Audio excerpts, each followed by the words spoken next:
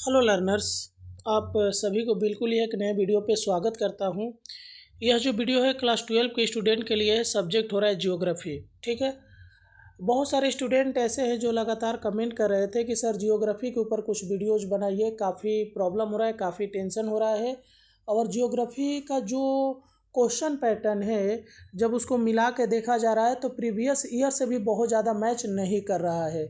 जैसे हम लोगों ने पॉलिटिकल का और हिस्ट्री का जो हम लोगों ने इम्पोर्टेंट लॉन्ग क्वेश्चन दिया, उसमें से मैंने हिस्ट्री का तो पूरा ही आ गया। और हम लोग कौन सा पैटर्न यूज किए थे, आप 2025 में एग्ज़ाम दे रहे हैं तो यदि आप 2023 का पेपर, 2021 में तो शायद एग्ज़ाम नहीं हुआ था, 19 का पेपर, 17 का पेपर और 15 का पेपर अगर आप सोल्व कर लेते हैं तो उसमें से सारे लॉन्ग क्वेश्चन मैच हो जाते हैं। लेकिन जियोग्राफी में ये पैटर्न फॉलो होते हुए नहीं दिखता है। बहुत सारे स्टूडेंट ने भी मेरे को पर्सनल कॉल भी करके बोले कि सर ये पैटर्न जियोग्राफी में फॉलो नहीं होता है, कि प्रीवियस ईयर का पेपर करने से उसमें से आएगा। मैं सही में भी देखा कि ये पैटर्न फॉलो नहीं हो रहा है। फिर भी मैं कुछ मोस्ट इम्पॉर्टेंट क्वेश्चन जो ABTA से निकाल कर दे रहा हूँ आप लोगों को, और आप इसे बिलीव करके पढ़ सकते हो। यहाँ से 100% श्योर है कि क्वेश्चन आएगा। ठीक है। मैं इसमें जो क्वेश्चन है हिंदी और इंग्लिश दोनों मीडियम में है, और इसका आंसर का भी वीडियो मैं अपलोड किया हूँ। बहुत जल्द चैप्टर वाइज आप लोगों को जियोग्राफी का MCQ हम अपलोड करेंगे और SAQ भी अपलोड कर दूंगा। बहुत सारे स्टूडेंट ऐसे हैं जिनका पॉलिटिकल और जियोग्राफी दोनों है, तो वो दोनों जन इस टाइम टेबल को लेकर बड़े परेशान है कि सर हम कौन कैसे पढ़े। जियोग्राफी के लिए तो टाइम दिया ही नहीं है। आपका 17 का पॉलिटिकल है और 18 का क्या हो जा रहा है, जियोग्राफी है। तो फिर हम लोग ये दोनों को कैसे मैनेज करें। तो अगर आपको इसमें डाउट हो रहा है तो इस वीडियो के डिस्क्रिप्शन में मेरा व्हाट्सअप नंबर दिया गया है, वहाँ से आप मेरे को नॉर्मल कॉल कर सकते हैं। मैं आपको जो टाइम टेबल है वो सही से अरेंज कर दूंगा, आपको कोई असुविधा नहीं होगा। ठीक है। तो वीडियो को लाइक करिए। और एक इम्पॉर्टेंट बात, यदि आपको इसका PDF चाहिए तो PDF में आपको MCQ, SAQ, LAQ सब मिलेगा, हिंदी इंग्लिश दोनों ही मीडियम में। तो इस वीडियो के डिस्क्रिप्शन में व्हाट्सअप नंबर पे आपको कमेंट करना है। ठीक है। कुछ टर्म्स एंड कंडीशन पर आपको PDF प्रोवाइड किया जाएगा। तो देख लेते हैं इस बार का कौन कौन सा क्वेश्चन मोस्ट इम्पॉर्टेंट है जियोग्राफी के लिए। कि माता पिता शैल और स्थल रूप की मृदा निर्माण में क्या भूमिका होती है, नदी अपरदन चक्र के अवरोध का क्या अर्थ है। इंग्लिश वाले थोड़ा अपना देख लेंगे। ठीक है।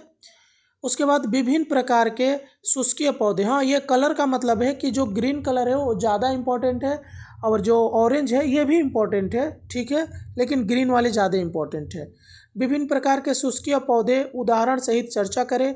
ओजोन परत की कमी का पर्यावरण पर क्या प्रभाव पड़ता है। ठीक है। उसके बाद है उष्णकटिबंधीय चक्रवात और शीतोष्ण कटिबंधीय चक्रवात में अंतर करें।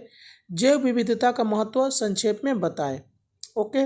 दक्षिण भारत में कॉफ़ी की खेती के विकास के क्या कारण है। भारत में दलहन की खेती से संबंधित समस्याओं का उल्लेख करें। भारत में नीली क्रांति का क्या अर्थ है। अगला क्वेश्चन देख लीजिए कि भारत के पूर्व मध्य भाग में लौह और इस्पात उद्योग की एकाग्रता के क्या कारण है। कनाडा के कागज उद्योग की संक्षिप्त चर्चा करें।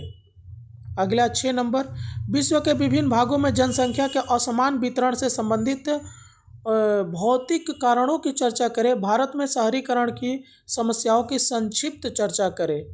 उसके बाद संतुलित जनसंख्या को परिभाषित करें और इसकी 2 विशेषताएं बताएं।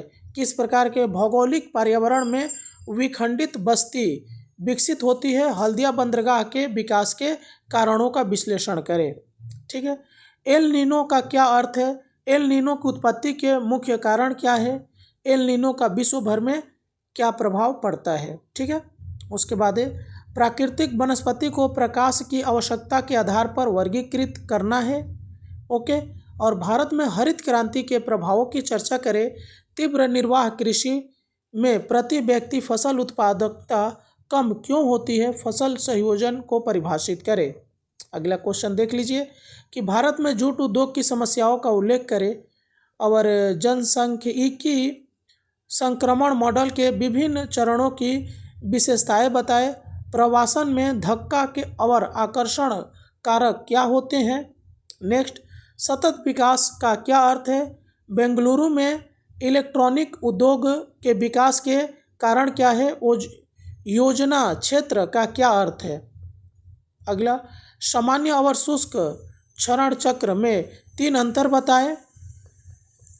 लवण सहिष्णु पौधों की 2 अनुकूल विशेषताएं लिखें। जैव विविधता संरक्षण के महत्व की संक्षिप्त चर्चा करें। विश्व जलवायु परिवर्तन के 2 उदाहरण दें। खतरा और आपदा में 2 अंतर लिखिए। ठीक है, तोड़ तोड़ कर भी क्वेश्चन दिया हुआ है इसमें। उसके बाद भूमध्य सागरीय जलवायु फल उत्पादन के लिए उपयुक्त क्यों है? भारत में हरित क्रांति के लाभों का वर्णन करें। तीव्र निर्वाह कृषि में प्रति व्यक्ति उत्पादन कम क्यों होती है? नेक्स्ट, चतुर्थक और पंचमक आर्थिक गतिविधियों के बीच अंतर स्पष्ट करें। उसके बाद सूक्ष्म और विशाल योजना क्षेत्र अंतर बताएं। अपवाहरण और निक्षेपण क्या है? नदी के सिरा, जालीन और वृत्तीय जल निकासी प्रतिरूपों को आरेख सहित समझाएं।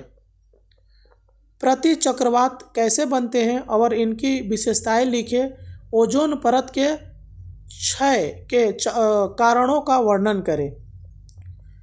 रेड डाटा बुक क्या है? एक मानव निर्मित सामाजिक आपदा का नाम बताएं।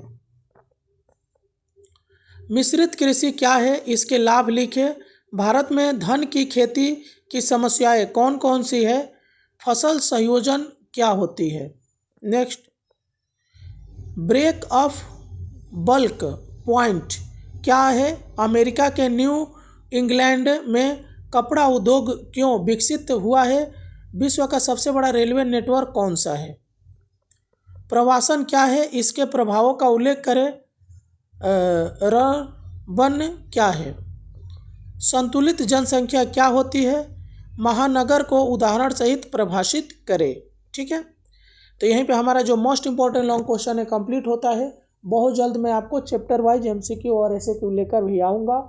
और इसके पहले भी वीडियो अपलोड किया गया है एमसीक्यू एसएक्यू का, अगर वो नहीं देखे हैं तो हमारे चैनल के प्लेलिस्ट में जाके देख सकते हैं, जिसका नाम लिखा हुआ है WB class 12 geography ABTS solve 2025। उसको देखिएगा, वहाँ पर आपको मिल जाएगा। चलिए मिलते हैं किसी और वीडियो में, तब तक के लिए जय हिंद।